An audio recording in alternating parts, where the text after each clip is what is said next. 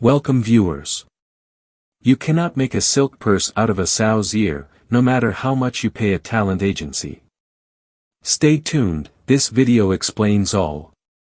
Please, if you are new to my channel, take a moment to press the subscription button below and the notification bell for the latest news. We are now hearing stories that Meghan Markle is astonished that her career did not take off after signing with the Hollywood talent agency WME.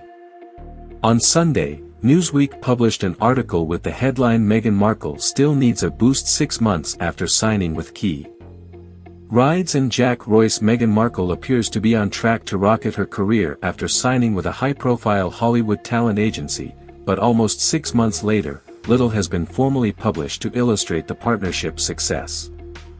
Obviously, why did she believe this would work again? Meghan Markle demonstrates how out of touch she is with public opinion about her. At this point, superstars should have gotten the message that it's time to lay low, let people forget about them, and then try to re-emerge and re-establish themselves later, but no, not my damn Harkle, she's going to keep flogging that dead horse. Much was mentioned about how star agent Ari Emanuel might improve her fortunes across numerous industries like film and TV production, brand partnerships and more, with Variety Land in the exclusive about the time, according to the report. We'll see what happens, because they feel that just because they say something will happen, it will happen, and you know what, that is part of the reason I'm so upset by Meghan and Harry and their antics.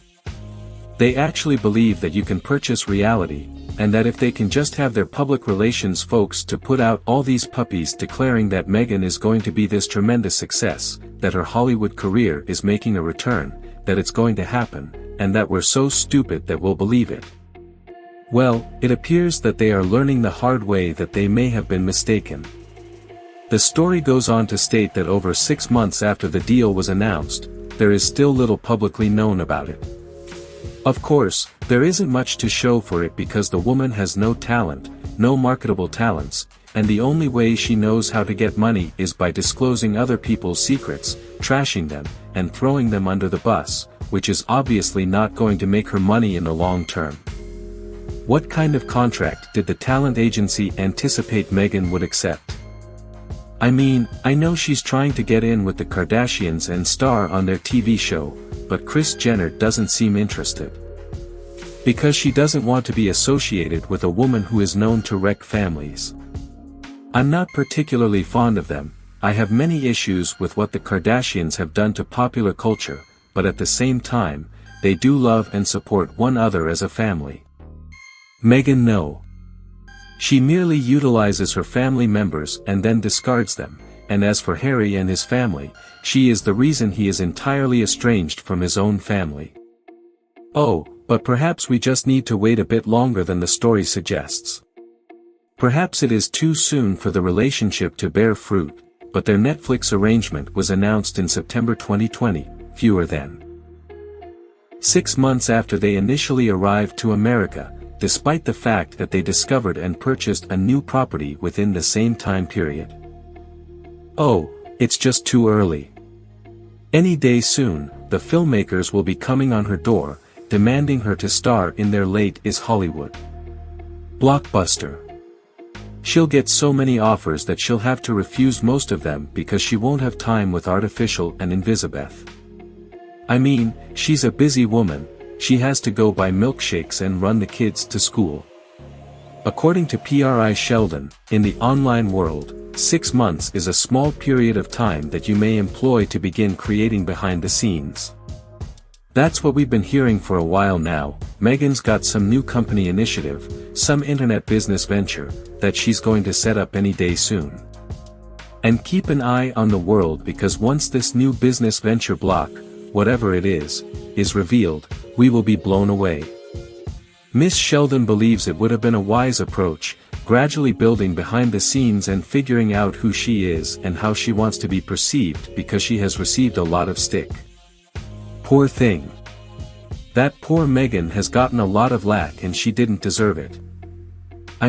She's an angel, she's a reincarnation of Diana, why can't people see that? Actually, There is an intriguing claim in the piece that Meghan and Harry have been associated with WME for far longer than we believe.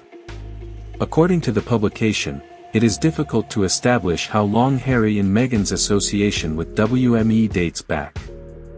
As for the prince, Jennifer Rudolph-Walls, its head of international literary speaker then conference divisions in the acknowledgement in his memoir Brief launched in January. He expressed gratitude and sent hugs to Jennifer Rudolph-Walsh for her constant positive energy and soulful counsel. It's possible that it was restricted to Harry's book, or that they've been associated in some way with this firm for quite some time.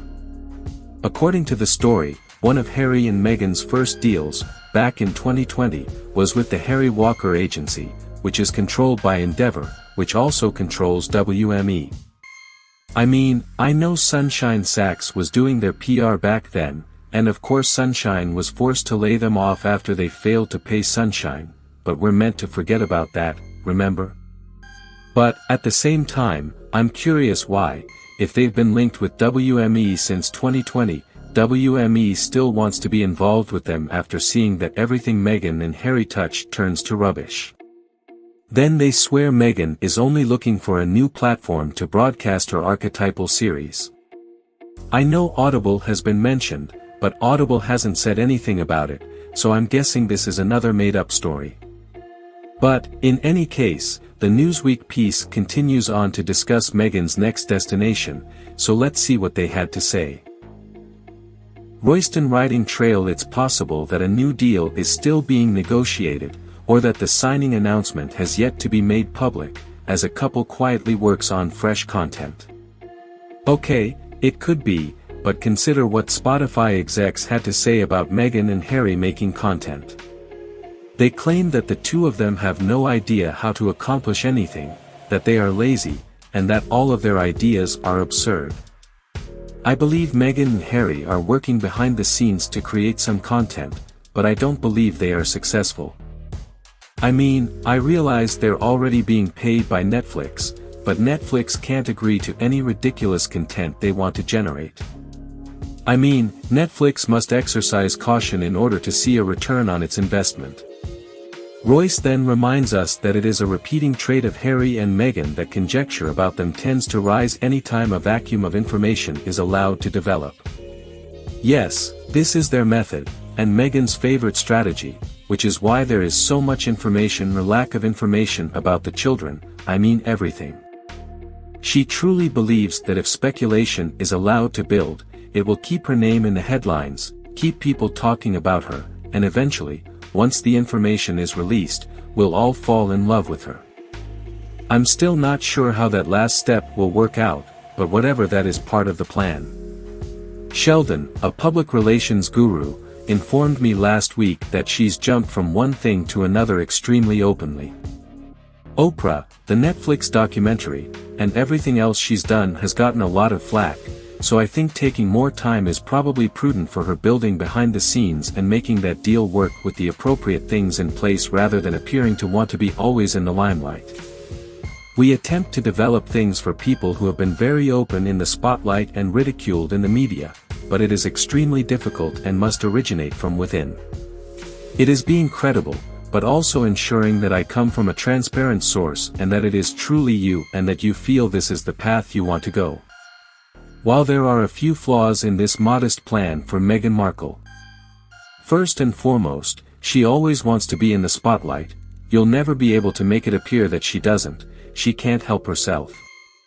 I'm sure her publicists and talent agents are telling her, Meghan, you need to lay low for a little while, you need to stop barging onto the stage.